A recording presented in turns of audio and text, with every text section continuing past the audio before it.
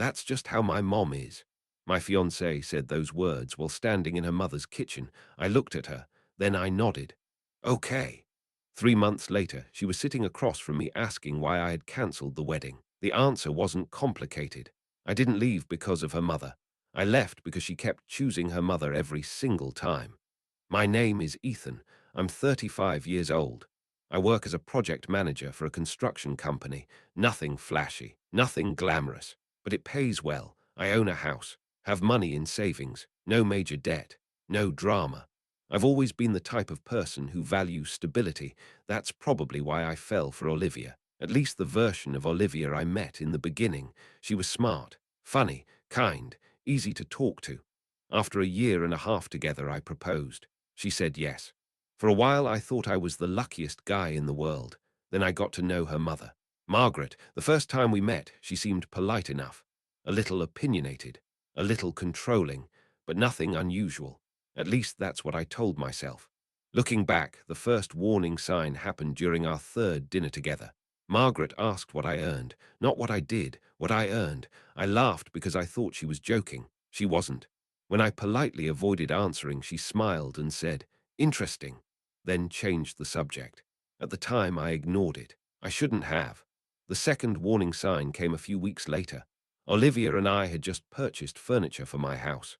We were excited, talking about future plans, building a life together. Then Margaret visited. She walked through the living room slowly, studying everything.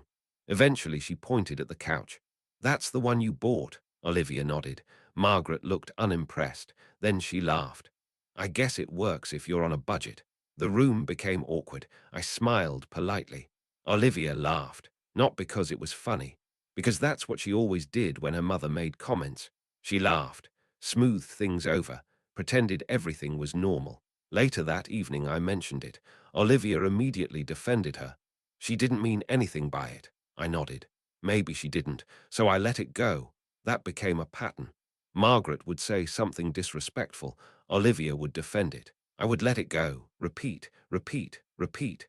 The third warning sign happened during wedding planning. One Saturday, we met Margaret for lunch. We were discussing venues, guest lists, budgets, normal wedding conversations. Everything was going fine until Margaret suddenly said, "I still think Ethan should lose some weight before the wedding photos." For a moment, I genuinely thought I'd misheard her.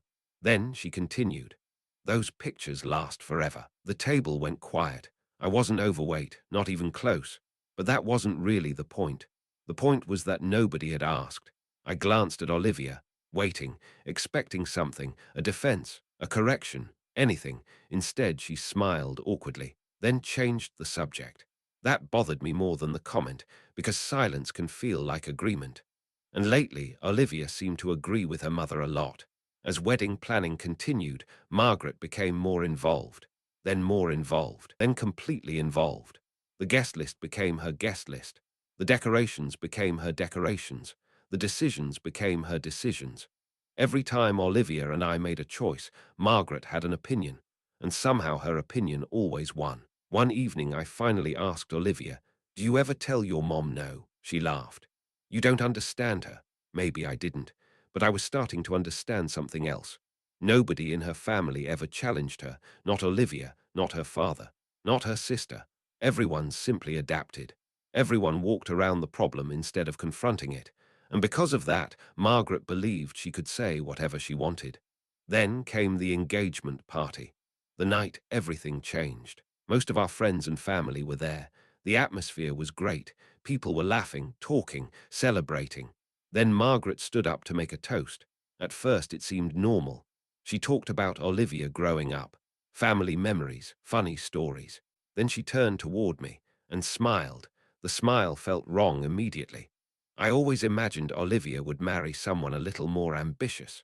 The room went completely silent. A few people laughed nervously, thinking it was a joke. It wasn't. Margaret kept going. "But Ethan seems nice." Seems, not is, seems. The word hit harder than the rest. I looked around the room. Everyone looked uncomfortable. Then I looked at Olivia, waiting, expecting her to say something, anything. Instead, she smiled awkwardly and said, "Mom," like the problem was the timing, not the insult. For the rest of the evening, I barely spoke. Not because I was angry, because I was thinking, really thinking. For the first time since getting engaged, I asked myself a difficult question. What happens after the wedding? Because if this was happening now, what would marriage look like? A week later, I got my answer. We were having dinner at Margaret's house. The conversation somehow turned toward finances. Then Margaret looked directly at me and said, "If Olivia ever wants a better life, she'll probably have to push you harder." I stared at her, then looked at Olivia. And that's when the real boundary violation happened, because Olivia didn't defend me. She nodded and said, "She's just being honest." For the first time in our relationship, I stopped making excuses for both of them. For a few seconds after Olivia said it, nobody spoke. Margaret looked pleased with herself, like she delivered some kind of wisdom. Olivia kept eating, and I just sat there because something had finally clicked. The issue wasn't Margaret. Not really. People like Margaret exist everywhere. The real issue was that Olivia kept validating it. Every comment, every insult, every unnecessary criticism. She always had an excuse ready. That's just how she is. She means well. Don't take it personally. The words changed. The outcome never did. On the drive home, neither of us said much. Eventually, I broke the silence. "Do you really agree with her?" Olivia stared out the window. "About what? That I need to be pushed harder?" She sighed immediately, the same sigh she'd started using whenever I brought up something uncomfortable. "Why are we still talking about this?" I laughed quietly, not because it was funny, because somehow I always became the problem. "You don't think your mom crossed a line?" Olivia folded her arms. "She was trying to help." There it was again. Help. Everything was help. Every insult, every criticism, every embarrassing comment. Apparently all of it came from a good place. I stopped talking after that, not because I agreed, because I was exhausted. Over the next few weeks, wedding planning continued, at least on the surface. Underneath, something was changing. Slowly, quietly, I just didn't realize how much. One Saturday afternoon, Olivia called me while she was shopping with Margaret. The conversation started normally. Then suddenly she said, "Mom thinks we should postpone the honeymoon." I frowned. "What?" "She thinks we should use that money for a bigger reception." I laughed. "Why does your mom get a vote?" Silence. Then Olivia said, "Because she's helping pay." That was technically true.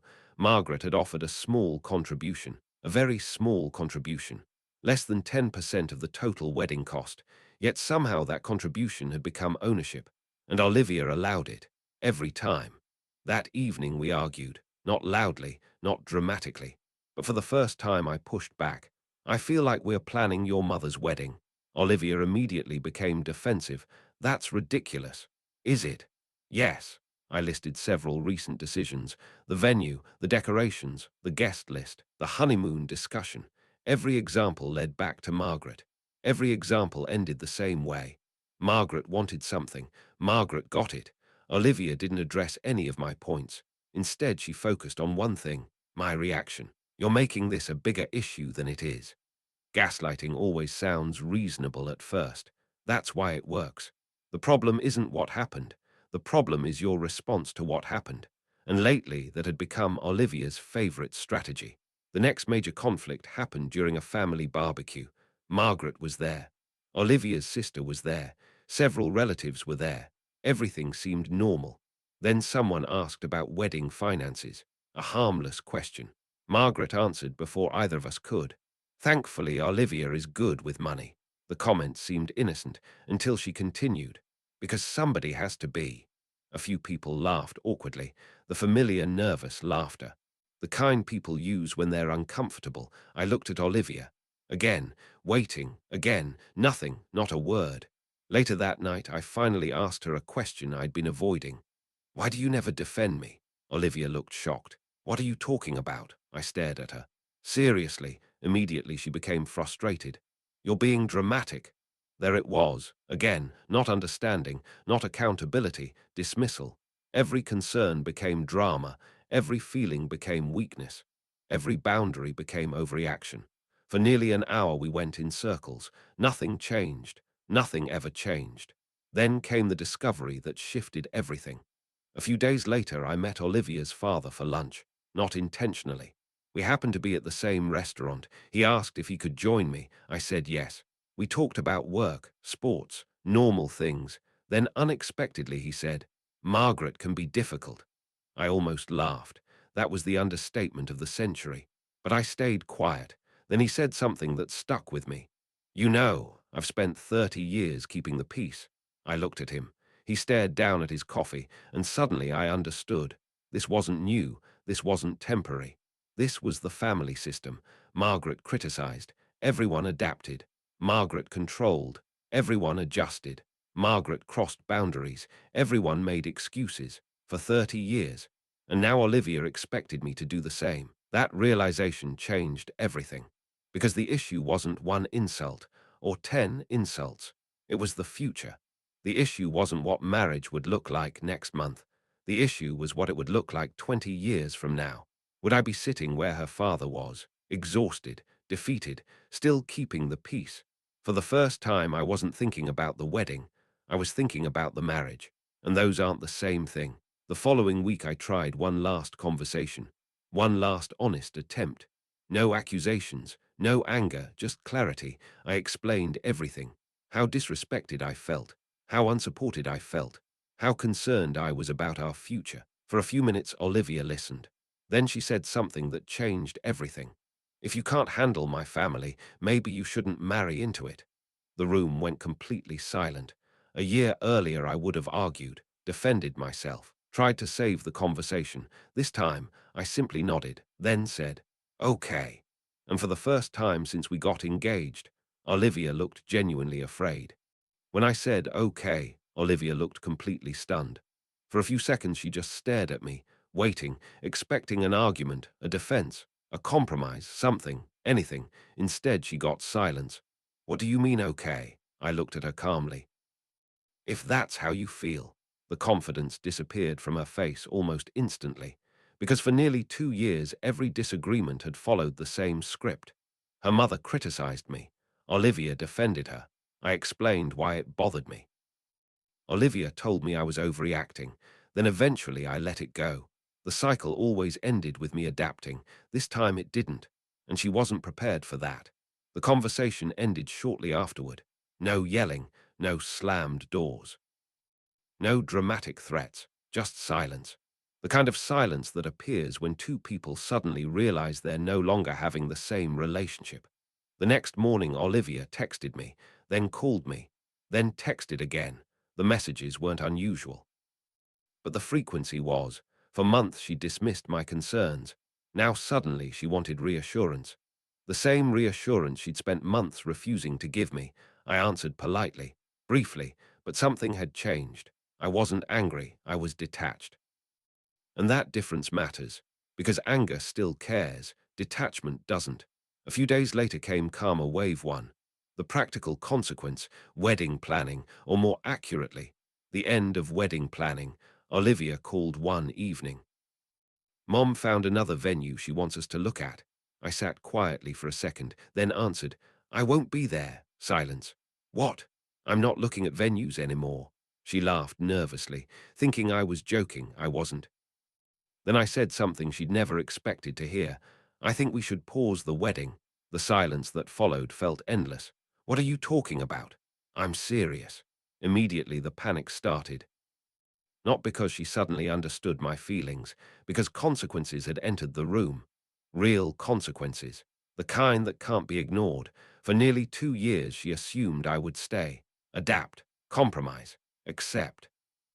Now for the first time she wasn't sure. 3 days later she showed up at my house, unexpectedly. She sat across from me at the kitchen table. No attitude, no defensiveness, no irritation, just concern. "You're really thinking about ending this?" I looked at her. "I've been thinking about it for weeks." That answer hit her hard, because she thought the conversation started when I said okay. In reality, it started months earlier. Every ignored insult, every excuse.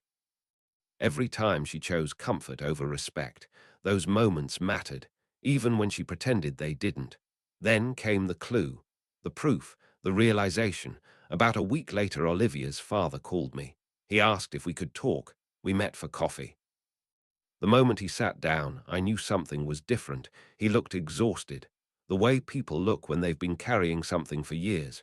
Eventually, he said, "I don't think you're making a mistake." I stared at him. "What?" he sighed. Then quietly admitted something. Margaret had been treating him exactly the same way for decades. The criticism, the control, the disrespect disguised as honesty, all of it. And every time he pushed back, everyone told him to keep the peace. Everyone told him to be patient. Everyone told him it wasn't worth fighting about. Then he said something I'll never forget. "I spent 30 years hoping she'd change." The sentence hit harder than anything Margaret had ever said. Because suddenly I saw my future, not the wedding, the future, the life waiting on the other side of that wedding, and I didn't want it.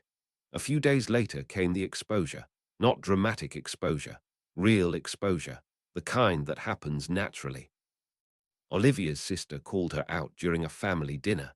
Apparently an argument started after Olivia complained about me postponing the wedding. For the first time ever, somebody disagreed with her. Not me, her own sister, according to Olivia. The conversation got uncomfortable quickly. Her sister asked one simple question. "When was the last time you defended him?" Nobody answered, because nobody could. Then another question. "When was the last time Mom apologized for anything?" Again. Silence. And suddenly the room wasn't talking about me anymore.